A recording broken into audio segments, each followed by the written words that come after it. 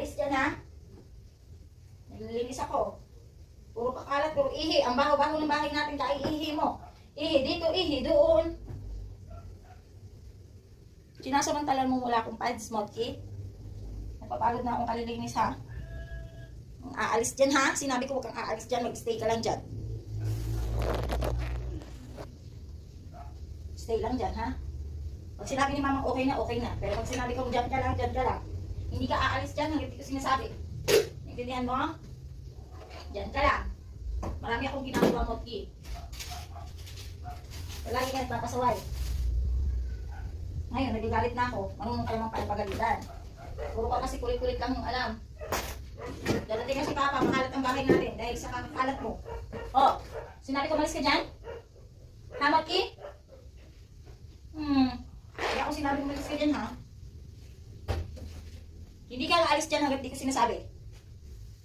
Kung aalis dyan, ha? Bigyan kita ng electric fan. Kasi sobrang kalat na ng bahay natin. Hindi na natin alam kung anong gagawin dito.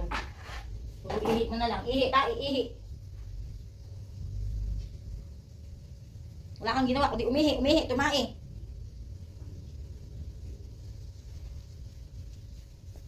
Lagi na lang play. Ang dami mo nang ginawang play. Hindi ka nananawa ng happy play. Ayoko na makikita ka nang bumalis dyan sa ano ha. Maglalagay ako ng mga pinupin natin sa kwarto. Pag sinabi ni mama, stay. O babakot nang di umalis ka dyan, palo ka sa akin ha. Palo ka sa akin, Mokki. Huwag umalis ka dyan. Umalis dyan? Ha? Diyan ka lang? Very good oh. Very good naman yung baby ko. Halika na. Halika na. Halika na.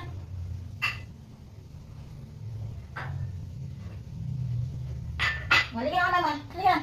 Kaya na. Very good naman. Ang talino naman. Nagula ako ni mama. Napagalitan ka ni mama. Kasi bakit? Kasi bakit mapapagalitan? Ha? Ay,